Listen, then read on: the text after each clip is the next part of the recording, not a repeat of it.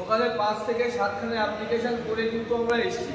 একটা অ্যাপ্লিকেশন করতে মোটামুটি খুব এক্সপার্ট হ্যান্ডও যদি হয় তাহলে 40 থেকে 45 মিনিট লাগে, আর যদি নর্মাল মানুষ করে 1.5 ঘন্টার আগে হয় না। এই 1.5 ঘন্টা 2 ঘন্টার মধ্যে 3-4টে কম্পিউটারে বসে এতগুলো অ্যাপ্লিকেশন হয়েছে, আরও বোধহয় আপনাদের রয়েছে। এখন আমাদের কাজের সময়, আইন ব্যাখ্যা করার সময় নেই। আমাদের এই দক্ষিণবঙ্গে আমরা সারা রাজ্য জুড়ে কাজ করছি। শুনলে আপনাদের ভালো লাগবে, গত 2 সপ্তাহ আগে বাঙালি ঐক্য মঞ্চ, যেখানে একেবারে কেউ কোনো কাজ করছে না, সেখানে প্রচুর উদ্বাস্তু রয়েছে উত্তরবঙ্গ, বিশেষ করে শিলিগুড়ি ওই অঞ্চলটা, সেখানে একেবারেই চুপচাপ ছিল সবাই।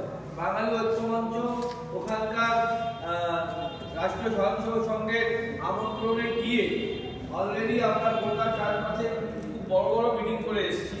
সেখানে কিন্তু কেউ আপনাদের মধ্যে এরকম অ্যাপ্লিকেশন করার জন্য হাজির ছিল না, শোনার জন্য এসেছিল।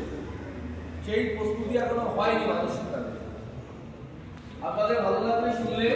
আমরা 7 তারিখে এখান থেকে যাচ্ছি অক্টোবরের 7 থেকে প্রায় 15 থেকে 20 তারিখ পর্যন্ত ওখানে গোটা 3 মিটিং হবে আমাদের। সারা উত্তরবঙ্গ জেলার প্রতি জেলায় 4-5টা করে বড় মিটিং হবে। এর কারণটা হচ্ছে মানুষকে উদ্দীপ্ত করা। দক্ষিণবঙ্গে একটা সুবিধা হয়েছে যে দক্ষিণবঙ্গে আমরা এবং আমাদের সহযোগী আরো অনেকে, তারা কি করেছে, তারা অলরেডি প্রচারটা বেশ ভালো চালিয়েছে, একসঙ্গে চালিয়েছি। তাতে মানুষের মধ্যে আর আইনটা কি খুব একটা বুঝতে অসুবিধা নেই। মানুষ এখন একটা জিনিসে কনভিন্স, একটা জিনিস বুঝে গেছে যে অ্যাপ্লিকেশনটা করাটা জরুরি। যে যত ভয় দেখাক, অ্যাপ্লিকেশন করার জন্য কোনো ভয়ের কারণ নেই।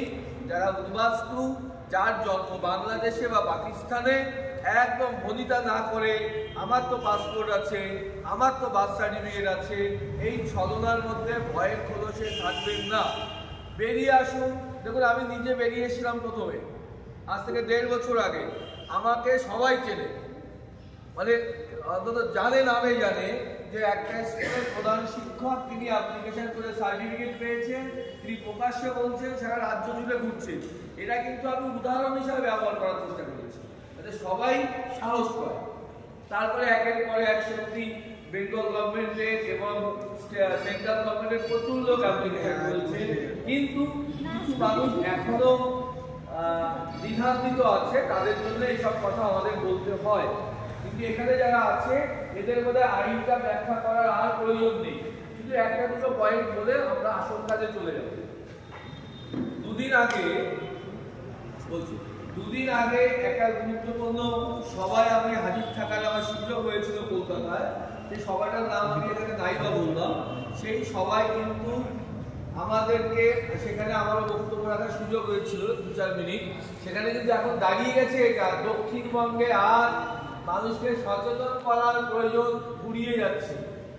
এখন মানুষের অ্যাপ্লিকেশন কাজ করার সময়, আজকে এখানে এসে কিন্তু সেটা বুঝতে পারছি, সংখ্যা কম কিন্তু কোয়ালিটি অনেক বেশি। আর লোকে অ্যাপ্লিকেশন করতে চাইছে, কাগজপত্র নিয়ে ঘুরছে।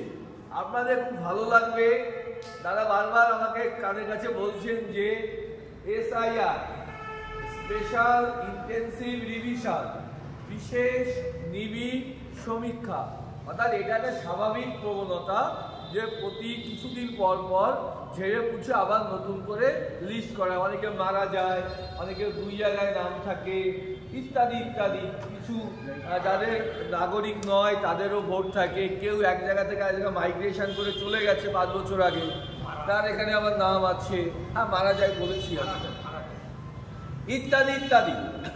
এইগুলোর জন্য রিভিশন হচ্ছে। কিন্তু আমাদের যারা বাংলাদেশ থেকে জন্ম, যারা বিশেষ করে 2002-এর পরে আমরা যারা এসেছি বা কিছুদিন আগে এসেছি, কোনো কারণে নাম ওঠেনি, ভোটার লিস্ট থেকে নাম কেটে যাওয়ার ভয় বাড়ছে। তার জন্য এখন মানুষের মধ্যে সিএতে ফর্ম ফিল আপ করার প্রবণতা বাড়ছে।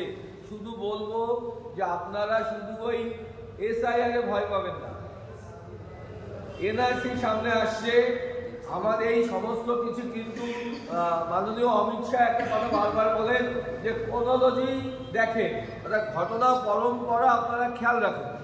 ঘটনা পরম্পরা কি আছে, আমার দেশ, আমার গ্রাম, আমার শহর, আমাদের সব কিছু রয়েছে, আমাদের দেশে কজন মানুষ আছে আমি গুনতে পারবো না, তাই দেশের উন্নয়ন কি করে হবে? এই জন্যই কিন্তু বলার কথা। কিন্তু যার যেখানে দুর্বলতা, যেমন হিন্দুদের বাংলাদেশ থেকে উদ্বাস্তু যারা এসছে, ভারতীয় জনতা পার্টি, রাষ্ট্রীয় স্বয়ংসেবক সংঘ, আমাদের বাঙালি ঐক্যমঞ্চ, প্রত্যেকে মনে করি বাংলাদেশ থেকে, পাকিস্তান থেকে যে সমস্ত হিন্দুরা ভারতবর্ষে আসতে বাধ্য হয়, ভারতবর্ষে তাদের আসার অধিকার 100% রয়েছে। আইন দিয়ে এই অধিকার খর্ব করা যাবে না, সেই জন্য আইনটা পাশ হয়েছে। এই আইনের আওতায় আমাদেরকে এনে আমরা যখনই সিটিজেনশিপ সবাই পেয়ে যাব, একজন হিন্দুও সিটিজেনশিপ থেকে বঞ্চিত হবেন না। আপনি না চাইলেও আপনাকে সার্টিফিকেট আমরা দিয়ে দেবো, আপনি না চাইলেও আমরা সার্টিফিকেট আমরা দিয়ে দেবো। শুধু একটাই শর্ত, আপনাকে হিন্দু হতে হবে। সেই দিন খুব তাড়াতাড়ি আসছে। বাংলাদেশের কাগজ ছাড়াও, সত্যি তো অনেকের পক্ষে বাংলাদেশের কাগজ আনা সম্ভব নয়, যেমন সত্যি, আনলেও মেলানো সম্ভব নয়, এটাও সত্যি।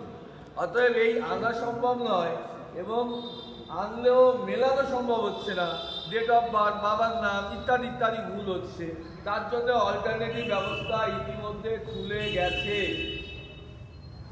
আজকে আমি দেখাচ্ছিলাম, কোন রাজ্য দেখাচ্ছিলাম? মহারাষ্ট্র, মহারাষ্ট্র বোধ, আমার কাছে রেকর্ডটা আছে, সে গোপন রেকর্ড দেখানো যাবে না। আমাদের ওয়েস্ট বেঙ্গল বাদে আমাদের থেকে বেশি অ্যাপ্লিকেশন জমা করেছে